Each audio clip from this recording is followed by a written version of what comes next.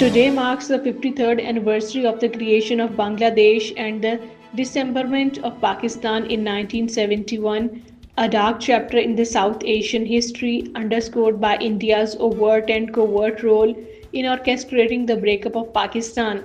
India's involvement in arming, training, and instigating the Mukti Bahini's insurgents remains one of the most significant factors behind the succession of East Pakistan.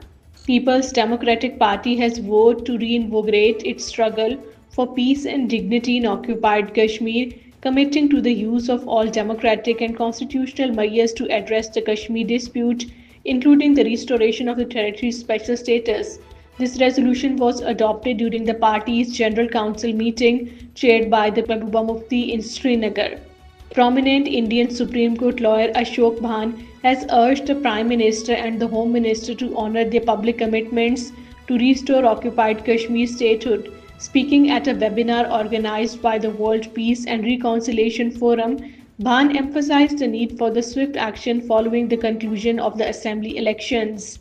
Two Indian Army personnel were injured in a road accident in the Bandipora district. The army men were injured when the vehicle they were traveling in skidded off the road and fell into a deep gorge at the snowbound Gurez Road, Bandipora district.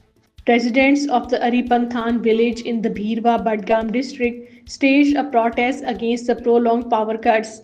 The protesters demanded the provision of a separate electric feeder for their village. The villagers stated that the Power Development Department had promised an uninterrupted power supply when acquiring the lands from the locals for the station's construction.